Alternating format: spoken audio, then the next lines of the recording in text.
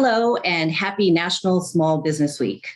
My name is Laura Shin and I'm a policy advisor that focuses on Asian American, Native Hawaiian, and Pacific Islander issues in the White House. Thank you so much for joining us today at our small business briefing for the AA and NHPI community. We know that small businesses are the economic engine of our country, and that includes our AA and NHPI small businesses. According to the SBA, 8% or 2.4 million of small businesses in the US are Asian owned and have been hit disproportionately hard throughout the coronavirus pandemic. We know that our AA and NHPI small businesses have suffered this past year from the impacts of the pandemic and the anti-Asian hate. And so we wanted to provide this whole of government response with an amazing lineup of senior administration officials and top thinkers in the country to talk to you about economic recovery and the resources and opportunities throughout the federal government. We have a long list of speakers today, so let's get started. I'm so pleased to introduce our first speaker, Erica Moritsugu, Deputy Assistant to the President and AA and NHPI Senior Liaison. Thank you, Laura, and thank you for your leadership in organizing this today. We really appreciate it. And to everybody who's assembled here on the Zoom room, thanks so much for joining us with this fantastic lineup of senior administration officials that are bringing a whole of government response by highlighting the President's plan for small businesses and the small business resources that we have in the federal government for our Asian American and Native Hawaiian and Pacific Islander communities.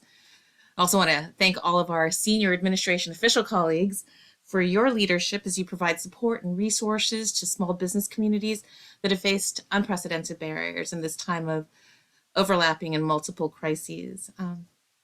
President Biden and Vice President Harris have committed to addressing the needs of the AA and NHPI communities, which includes the small businesses that have been hit so hard. As the President said in his proclamation for Small Business Week, the administration is committed to nurturing small businesses that have faced historic barriers in rural and urban America, including businesses owned by veterans, women, and people of color, especially Black, Latino, and Asian American businesses. We at the White House and agencies deeply understand the hardships the AA and NHPI communities have experienced as the nation recovers from the impact that the pandemic has brought to our economy and into our lives and our households and communities, as well as the anti-Asian hate that the community has been dealing with. As you know, 8% or 2.4 million small businesses in the US are Asian owned and have been disproportionately hard hit throughout the coronavirus pandemic. According to Stop AAPI Hate, an organization that fields incidents targeting AA and NHPIs, there have been over 9,081 self-reported incidents of violence, physical assault, and harassment towards AA and NHPI since March 2020, with the majority of incidents occurring in places of businesses and targeted towards women. So not only has our community been experiencing the COVID-19 related loss in business and a loss of employees, but our business owners have had to reduce hours and increase security because of the vicious attacks occurring in their places of business. Prior to the pandemic, we knew that entrepreneurs from communities of color face persistent barriers to the capital markets and networks they need to start and grow their businesses, and many were left out of the early rounds of relief in the earlier days of the pandemic, which is why it's so exciting that the President wants to ensure that small businesses in every community benefit from the Build Back Better agenda's landmark investment in our infrastructure by strengthening the contracting programs for underserved small businesses. And as a part of that effort, the President announced a government-wide goal to grow federal contracting with small disadvantaged businesses by 50%, translating into an additional $100 billion over 5 years. By ensuring that more disadvantaged small businesses can compete for and win federal contracts, we can boost job opportunities and economic prosperity in every corner of America. The White House and the White House Initiative on AA and NHPIs are here to make sure that our community knows about the administration's agenda and the resources that are available to you. And we also want to hear from you if you encounter barriers or challenges in accessing these resources. So with that, I just want to thank you again for sharing this space with me today. And it is with great humility, my humble honor to introduce a man who needs no introduction, I won't embarrass him by going through his extraordinary biography, but Gene B. Sperling, our fearless leader for the ARP implementation team and senior advisor to the president here at the White House. Gene, I turn the Zoom floor over to you with thanks. Well, Erica, thank you so much. One of the I think privileges in being on the White House senior staff is that there's a morning and evening check-in call with Ron Klain and the senior staff every day. And because I was asked to participate right after March, I felt like I was the rookie. So I was very happy to welcome Erica to the White House senior staff as the new rookie, and I became the seasoned veteran that I am meant to be, and that my gray hair shows. But thank you, Erica. Crystal. We have such important leadership here in the White House. It's so important, and many of you might have worked with me when I was National Economic Council Director for President Clinton or National Economic Council Director for President Obama. This job that President Biden asked me to do, which was to coordinate the American Rescue Plan, is just an enormous honor and privilege and responsibility, all the more because the president himself held a similar role under President Obama. That really puts the pressure on.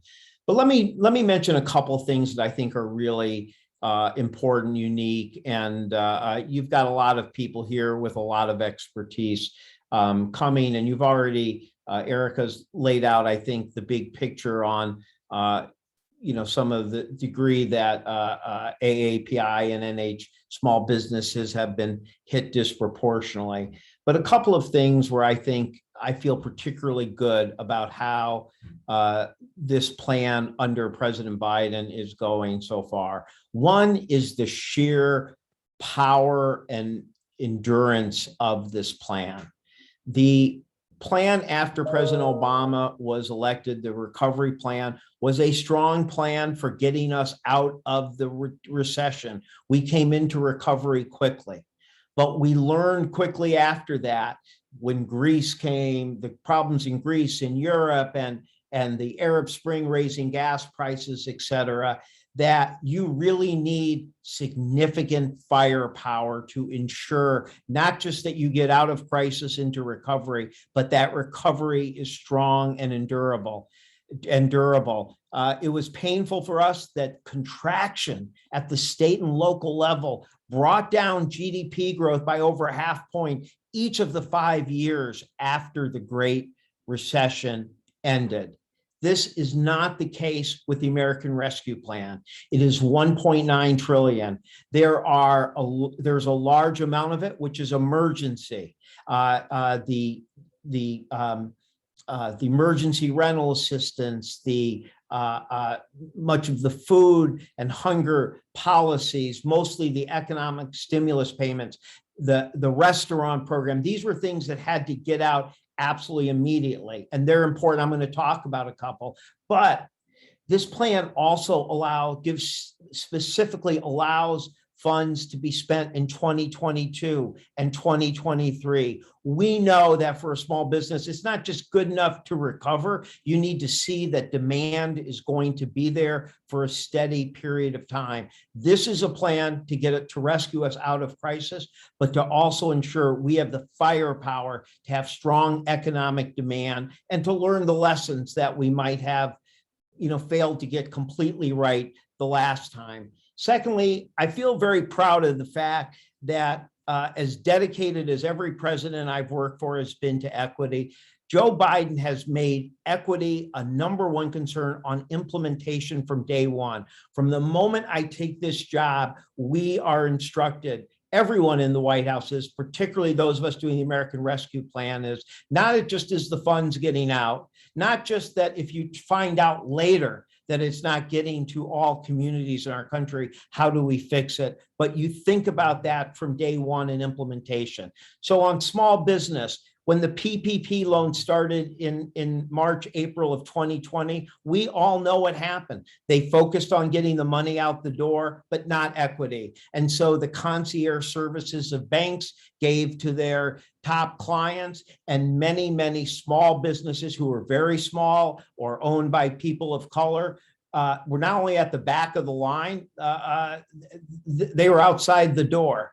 Everything we've done has been to reverse that. When the PPP loans restarted in February 2020, in February 24 of 2021, there was a 14-day exclusivity period. The rest for the smallest businesses, the restaurant programs gave a first shot to those who were historically disadvantaged small businesses. Everything we've done, we keep that focus. We now have additional funding going out through the EIDL program. This will now expand from loans from 500,000 to 2 million. It will increase the deferment to 24 months.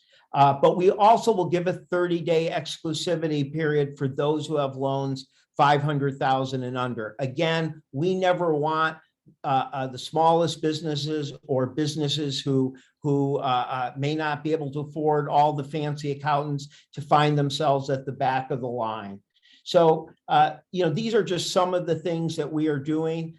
We recognize that it can be a long way out, that it's just a terrible economic and human cost to have business owners who dedicated their lives to getting a business, see that business go out simply because they happen to be alive and running a business during the worst pandemic since 1918. So we want to be on your side. We want to keep looking for things we can do. If we're getting things wrong, we want to be the first to know, not the last to know. I really thank Erica and Charles and the leadership for putting this together. I'm honored to be part of it, and I'm happy to talk more in the future. And with that, let me turn it over to the White House Executive Director of the AAPI and NH interagency process, Crystal Kai. The floor is yours. Thank you so much. Thank you so much, Jean, and aloha, everyone. As the Executive Director of the White House Initiative on Asian Americans, Native Hawaiians, and Pacific Islanders, it is an honor to co-host today's National Small Business Week event, along with our partners in the White House and our federal agency officials, to share important economic resources for our AA and NHPI communities. And I especially want to acknowledge Erica Moritsugu and Laura Shin, as well as my colleague Howard O, for their work on this event, and also to extend a big appreciation and thanks to our senior administration officials represented here today, including our White House American Rescue Plan Coordinator, Jean Sperling, Deputy Labor Secretary, Julie Sue, Acting National MBDA Director, Miguel Esteen, Rohini Kosoglu from the Vice President's Office, and so many of our esteemed colleagues. In May of this year, President Biden signed Executive Order 14031, advancing equity, justice, and opportunity for Asian Americans, Native Hawaiians, and Pacific Islanders. This executive order established the White House Initiative on AA-NHPIs within the U.S. Department of Health and Human Services and delivers on the President's commitment to reinstate and reinvigorate this historic initiative and to facilitate improved communication, engagement, and coordination between the federal government to better serve our diverse AA-NHPI communities across the country. And one of the key charges of the initiative is to expand economic opportunity for AA and NHPI families, including by advancing opportunities for AA and NHPI entrepreneurs and small businesses, as well as supporting access to jobs and workforce training for AA and NHPI communities, and ensuring workplaces are free from race and national origin harassment and other forms of employment discrimination.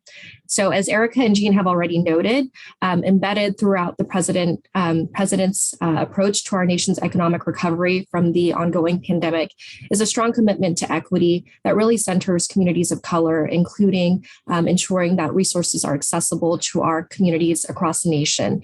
And so I want to thank you again for joining us today.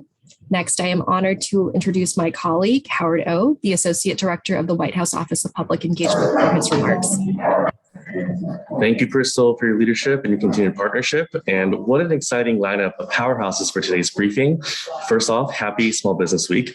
Thank you all in advance for understanding my mask as I'm currently in the office, also with my teammates, all who are also on similar briefings, making sure that all our communities are connected to important information to help and to strengthen all those in need.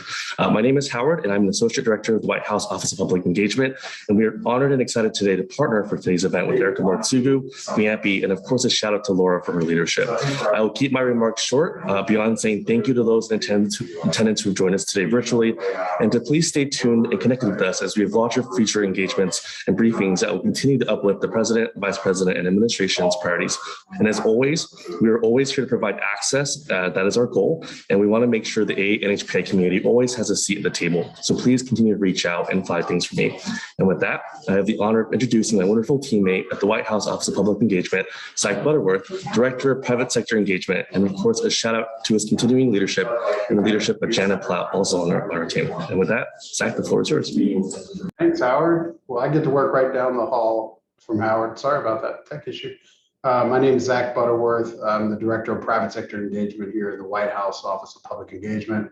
What does that mean? That means I work with the business community, large and small, to make sure that their priorities are being advocated for around the White House. And so many of you know me. I have a great team around here in the White House. Get to work closely with Howard, with Erica, with Jana, and really have enjoyed the last 9 months getting to know the AAPI communities and how impressive and well organized many of the business groups are. And so I want to say thank you for those that I've been working with, and just reintroduce myself to others that I haven't yet to meet. And so if you need to get in touch with me, please reach out to Howard or Erica or Jana, and we always have an open door. So happy Small Business Week, and thanks for including me.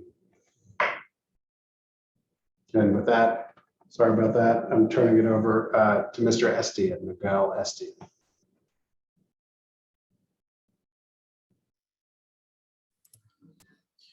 Thank you, and good afternoon, everyone. And thanks, Erica, Crystal, Laura, for organizing this convening. My name is Miguel Estienne, and I lead the Minority Business Development Agency at the Department of Commerce. This is the only agency that is solely dedicated to supporting minority-owned businesses in the U.S. We currently operate a network of over 45 business and specialty centers, where any of you could walk in and obtain advice on how to grow your business. We'll introduce you through a network, a support network that will bring practical tools that will make your operations, your opportunities real. We have traditionally focused on access to capital, trade, and federal contracting, among other areas. We also operate a number of centers that are specialized, like advanced manufacturing, and specifically to this community of 2.5 businesses that we're celebrating today. We anticipate announcing soon 13 awards, $3.9 million in support of this community. So stay tuned. I also like to make you aware, next week is our annual conference. It's a virtual conference. You're all invited. It's free of charge, and we'll convene in private sector think tankers to advance some of the matters that will be discussed today for the broader community. You can obtain more information at the nbda.gov, and I hope you can join us. So with that, I'll pass it over to Mike Negron. He's a senior member of the National Economic Council. Mike. Thanks, Miguel, and thank you, Erica and Laura, for the invitation to join you today as National Small Business Week comes to an end. President Biden believes that small businesses are critical drivers of our economic growth. We know that they're responsible for nearly half of America's private workforce and that they create 2/3 of net new jobs. But he also knows and believes that they're pillars of their communities. Just think of the small business owners who gave many of us our first jobs as teenagers, or who sponsor Little League teams. That's why this administration has been so focused on the equitable delivery of emergency relief funds, to ensure that businesses owned by members from underrepresented communities, like our AAPI and NH communities, don't get left out or left behind. Now, you heard from Gene Sperling a few minutes ago on the outcomes and impacts of these programs, so you don't need to hear more from me about them.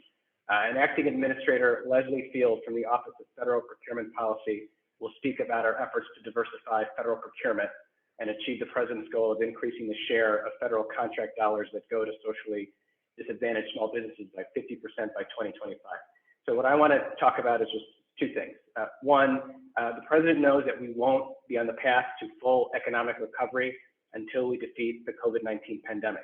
Last week, the President laid out his 6-point strategy to combat the Delta variant. It's a plan focused on increasing vaccination rates, increasing the use of masks, expanding the availability of therapeutics, making sure our kids can go back to school safely, and providing small businesses with more support, like the improved COVID EIDL program that Jane talked about just a few minutes ago. We hope that you've learned more about these programs and will share what you learn with the other small business owners in your network. But we also hope that you will encourage friends and neighbors to get vaccinated and that you are ensuring that your customers and your employees are wearing masks and following safe practices. Our public health and our economic health are intimately tied together, and we all need to do our part. The last thing I want to talk about is the Biden-Harris administration's strategy to help small businesses build back better in the years to come. Now, 2 weeks ago, the House Small Business Committee voted out of committee a bill that would include $25 billion in new investments in small businesses that would strengthen the role of the federal government in helping businesses like yours start up and grow. This legislative package includes new low-cost loan options for the smallest businesses, for small manufacturers, for small businesses investing in clean energy projects, and small businesses doing business with the government. These new loan options will include loans directly from the SBA, creating new options for businesses that don't have banking relationships, which we know was a real problem in the early days of the Paycheck Protection Program. We would also invest to seed new small business-focused venture capital funds that will support startups with long-term patient capital that we know is so hard to attract for our small businesses. And the Build Back Better plan would make historic investments to establish incubators, business development programs, and other support services for businesses looking to participate in the hundreds of billions of dollars spent each year by the federal government on goods, services, and research and development. We're going to share more information about these initiatives through Erica's team, and we'll be looking to keep you all informed about these exciting initiatives as they make their way through Congress. So I want to thank you for having me here today. I'm happy to introduce Han Nguyen. I'm excited to introduce him not only because he's a fellow Chicagoan, an alumni of the Chicago Mayor's Office. We Chicagoans like to stick together, not just because we have a beautiful hometown, because you never know when you're in Chicago politics when you're going to need an alibi. But I'm also excited to introduce him because he's the Acting Associate Administrator of the Office of Communications and Public Liaison at the SBA, which means he's perfectly positioned to tell you about all the great work that's happening at SBA. Han? Thank you for that intro, Michael. You have been a great partner in the White House, and I look forward to the continued important work that we'll do together. And thank you to the White House team for having me join. My name is Han. I'm the Acting Head of Communications at the U.S. Small Business Administration. Earlier this week, we kicked off National Small Business Week with an incredible lineup, which many of you probably saw: Jennifer Lopez and Jeff Lozzi after us, and the administrator, of course. Like many of you, I imagine, I grew up in a small business family. My parents came to America as refugees from Vietnam with nothing but the clothes on their backs. But because of the help of federal assistance programs, they were able to find a way to make the American dream happen. They started their own grocery store, they started businesses in the beauty industry, and now they are living the dream as farmers in Arkansas, very naturally, of course. I am proud to represent the SBA Administrator Isabella Casillas-Guzman, who sits on the President's cabinet. Under her leadership, the SBA has crossed $1 trillion mark in economic relief. The agency has experienced tremendous growth over the past 18 months. So far, under her leadership and the Biden administration's leadership, the SBA has launched several new programs, which Jean mentioned, including the Restaurant Revitalization Program. And now we are working on delivering on the promise of the Paycheck Protection Program, which in terms of forgiveness, eligible businesses can have their PPP loans forgiven. And so far, we have forgiven over 6 million loans, and that's about $500 billion back in our economy. As Jean mentioned, the president and the administrator announced major changes to the COVID Idle program, one of our last remaining programs, which will also include another ARP program, which many of you are probably aware of, the Navigators program. And in addition to that, everyone talks about the COVID Idle program and all of the COVID economic aid programs in general, but the SBA also has many other resources available. We function in three main capacities. One, we help provide access to capital. So we have loan programs, we have grant programs, and of course, many of you are may be familiar with our Office of Disaster Assistance, which does emergency relief. In addition to that, we help provide access to networks. We offer counseling, technical assistance on how to access these resources. The help that we provide is free. We have local offices. There are 68 district offices, and they are all ready and excited to help small business owners find ways to help grow and start their businesses. Lastly, we help small businesses grow their businesses through exporting as well and through government contracting and procurement. President Biden's day one executive order advancing racial equity and support through underserved communities included instructions for all federal agencies to make federal contracting and procurement opportunities more readily available and to remove barriers faced by underserved individuals and communities. Anyway, none of this really matters, of course, unless they're accessible. And I want folks to know that the SBA prioritizes ensuring that we have materials and customer support available in multiple languages. And we provide all these things in up to 17 different languages, which is awesome and very good.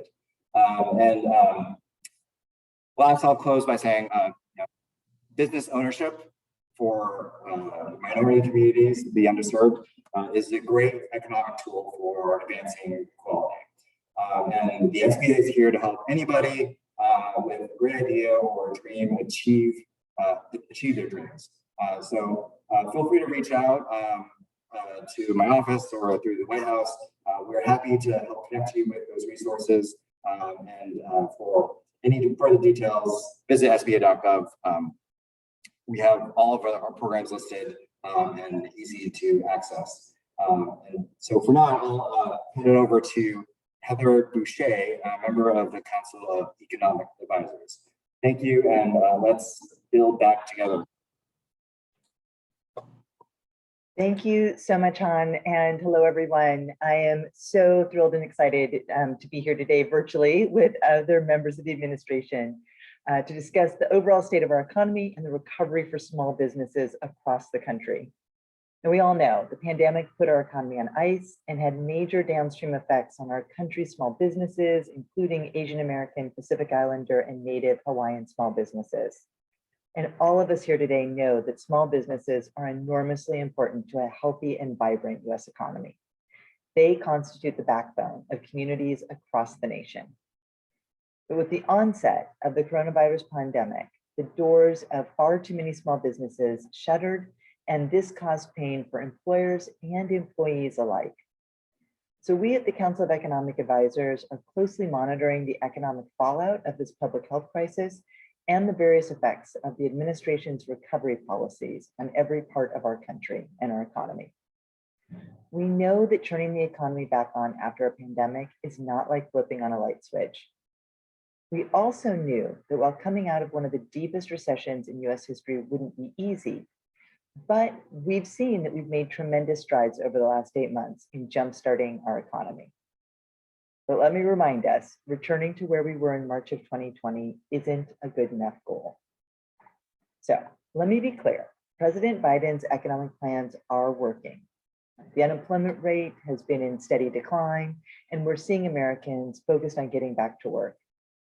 The president's policies have led to the creation of more jobs in his first 7 months as president than any president in history. Thanks to the American Rescue Plan and the capable work of so many of the folks on this call, we have the economic and public health tools we need to deal with inevitable bumps as we continue to recover. The funding from the rescue plan provided loans to businesses and money for vaccines, two things that were critical to the reopening of small businesses. The Asian American and Pacific Islander community benefited from the Paycheck Protection Program. We know that at least $17 billion went to AAPI borrowers and that these funds helped keep doors open. In fact, 2 in 3 AAPI business owners reported that these PPP loans were critical to keeping their businesses afloat. But as has been discussed, we also know that members of the Asian American, Pacific Islander, and Native Hawaiian communities were confronted with the challenges of this pandemic in different ways, and the solutions reached them in different ways as well. The solutions to the problems facing your businesses and communities are not a one-size-fits-all. The Biden administration, as you are hearing, is committed to meeting the unique needs of your businesses because we know that they are the economic backbone of your communities. I firmly believe that small business owners across the country will benefit from a strong economic recovery. And if we can just get folks vaccinated and back on their feet, small businesses will continue to bounce back. While there may be bumps along the way, as we build back from this unprecedented moment, our economic trajectory is strong thanks to the president's leadership. So thank you. And with that, I'm going to turn the virtual microphone over to Leslie Field, who is the Acting Administrator of the Office of Federal Procurement Policy.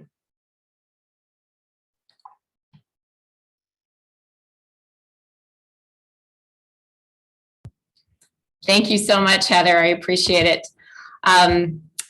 Welcome, everybody, and thank you so much for inviting me here today. I'm Leslie Field. I'm the Acting Administrator in the Office of Federal Procurement.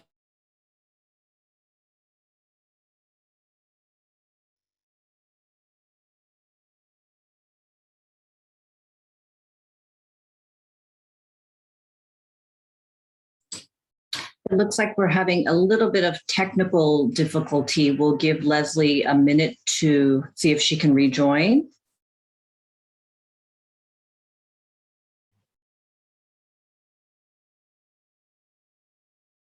Okay, so if Leslie is able to rejoin, then we will have her make her remarks. But at this time, I am pleased to introduce Deputy Secretary Julie Su from the U.S. Department of Labor. I'm so glad I got to introduce you, Deputy Secretary. Oh, there's Leslie. Okay. Sorry, everybody. Everybody disappeared. So it looks like Leslie might be having some technical difficulty. Are you there, Leslie? I think I'm back. I'll try not to move quickly. So we'll see. Okay.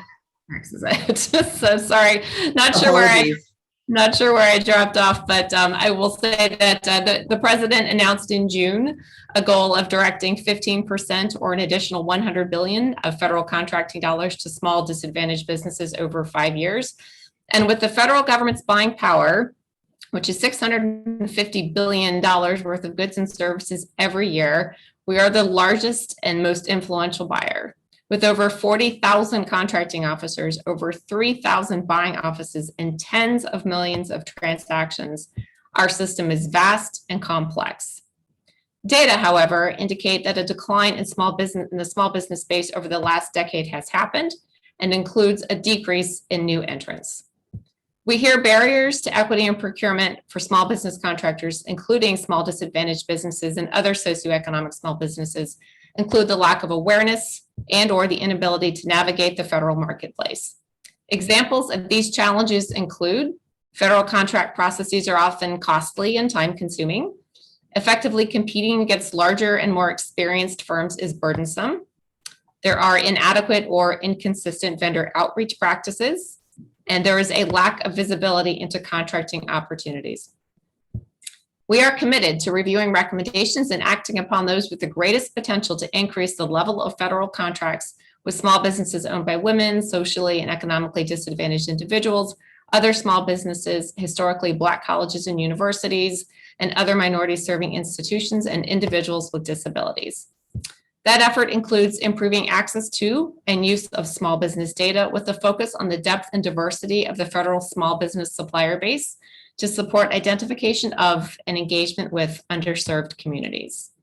The work also includes conducting innovative stakeholder outreach engagements, including the use of crowdsourcing platforms such as the campaign My Office is running now. OFPP's Engaging Procurement Ideas to Consider, or EPIC campaign, seeks to broaden our input. We solicit and consolidate input in a more transparent manner with the ability to reach more underserved communities in a widespread geographical area, and we want to hear from you. I encourage you to use the number of mechanisms available to do business with the federal government. Resources include people and tools. You can contact agency catalysts, such as our industry liaisons, our acquisition innovation advocates, our Office of Small and Disadvantaged Business Utilization, and small business specialists, and our Ability One program representatives. And you can find their contact information on acquisition.gov. You can also review agency forecasts of upcoming contract opportunities in acquisition.gov. And we encourage your participation in government acquisitions that incorporate the use of flexible business practices. And to learn more about that, please visit fai.gov to look at the periodic table of acquisition innovations. And I think these resources will be made available to everybody after the call. Thank you for the opportunity to meet with you today. I look forward to our continued progress, and I'd like to pass this to Julie Su, the Deputy Secretary at the U.S. Department of Labor. Thank you so much, Leslie and Laura. I'm so happy to join you all today for this briefing to discuss some of the ways that the U.S. Department of Labor is working to ensure that small businesses are able to grow and compete in today's economy. I know I spoke with some of you before my confirmation, and it just personally warms my heart to know the sense of pride that our community feels at being represented at the high levels in the Biden-Harris administration. It's worth noting that this is a president with a deputy assistant to the president that focuses on issues facing our community, you heard from her, and a White House initiative focused on our community. And he appointed Erica Mortsugu and Crystal Kai with proven track records to lead those efforts. And I'm committed to doing my part to make our community proud with the opportunity that I've been given. As some of you may know, I am the daughter of Chinese immigrants. And while I was growing up, my family owned a dry cleaning and laundromat business and then a pizza restaurant. Some of my early memories are of being at the laundromat after school and people coming up to the windows and pulling their eyes into small slits and taunting us. And I know I don't need to tell this group that the anti-Asian incidents targeted to Asian businesses are not new, but the dramatic rise in the last 2 years is extremely alarming. When I was in high school, my dad would also come back at night well after 10 p.m., often with a pizza that a customer had rejected for my sister and me to pack in our school lunches the next day. I have a firsthand appreciation for what small business owners have to do. Before that, though, both of my parents worked minimum wage jobs and instilled in me a deep appreciation for the struggles and pride in work.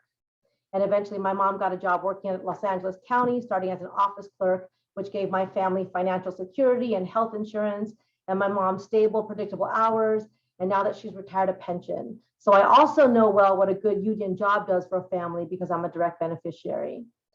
And like many children of immigrants, I grew up translating for my parents, and my experience as a translator at home makes me appreciate the need to translate now, especially for many small businesses, not just when it comes to English, but when it comes to laws, regulations, and resources, because you don't have whole internal departments to advise you on that. So I tell you all that about myself because it is that background that helps to guide my work at the Labor Department. I know that our economy is strongest when workers are treated with dignity and respect, and when small businesses compete on a level playing field. And so I want to share the Department of Labor's mission. As a worker protection agency, we know that employers, particularly small businesses, have questions about their responsibilities under the law. We also know that you are looking to hire and to match qualified candidates for positions in your companies. So let me tell you how the department can help you on both of those fronts. First, whether you have 2 employees or 250, there's a workforce investment system that can be a valuable addition to your human resource capabilities and tools to transform your workforce for the 21st century economy. There are more than 2,400 American job centers located across the country to assist businesses in recruiting, hiring, training, and upskilling your workforce. If you go to careeronestop.org, there's a business center that has information, including how to find the American Job Center closest to you, and more information on local training programs where you can recruit qualified candidates for the skills that you need, or find resources for training your current employees. Second, please visit the department's employer.gov website. We've tried to make it easier. So if you just type in employer.gov into your search engine, it should take you directly to the page dedicated to compliance assistance resources for employers. So if you have questions about workplace safety and health, a topic that I know is on everyone's mind right now as we continue to navigate returning to work during a pandemic, there is information for you. Are you a federal contractor and you want to understand your requirements? There's information for you. Do you have questions about minimum wage, overtime, record keeping, required posters? That's there too. And there's a link designed specifically for small businesses. In addition, the department has hundreds of offices across the country with trained personnel available to assist employers. So if you go to dol.gov, you'll find information, including which office of ours is closest to you. The DOL is here to help you stay informed because following the law is good for business. And again, to Asian American, Native Hawaiian, and Pacific Islander business owners who at the top, you heard from Laura, the important role that you play in our economy and your representation among small businesses. I believe that we all can and should lead the way, proving what we know to be true, that employers whose business model is based on treating workers with respect and dignity are more successful. And it's essential to our economic recovery. And that violations of workers' rights hurt not just those workers, but weakens our communities and our economy. And I'm committed to holding those who violate the law accountable so that those of you who do follow the rules know that your government is on your side. And so thank you again. I look forward to working with the Asian American, Native Hawaiian, and Pacific Islander business community to help show what the better part of Build Back Better really means. And now I'm going to turn it over to Rohini Kosuglu, who is the Domestic Policy Advisor to the Vice President. Hi, everyone. Thank you, Julie. So you guys have all heard a lot today in terms of, how the Biden-Harris administration is helping on policy, how they are bringing more people to the table, taking the outside, pulling people in, and making a whole of government approach to how we are thinking through our economy and how we're making sure we're going to build back better. The Vice President, I can tell you, pushes us and our team and so many of us here that all work together each day to think through who's not in the room when we're talking about our policy. And so that forces us to take another step to think through who are these voices that are being left behind, that feel like the government isn't working for them. And when we take a step back, another thing she often tells us is that, a vision that we should have for policy is that, how we should think about this is that ultimately at the end of the day, what we want to give people is a true act of self-determination, an ability to make choices for themselves about how they want their future to be. And part of it is because she comes with that approach, given her own background and her mother who immigrated here from India when she was only 19 years old. We've heard so much today about, what the administration is doing and the importance of small business ownership and access to entrepreneurship as a part of the WHIAANHPI community, which is tied in with their story in America, our own story in America.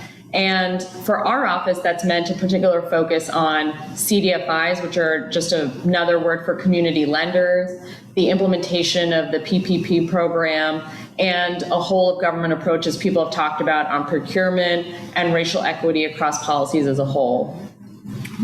As we've traveled throughout the last several months, we always make it a point to stop off at a small business owner, small business on the way. We know that they create jobs, they employ half of America's private sector workforce.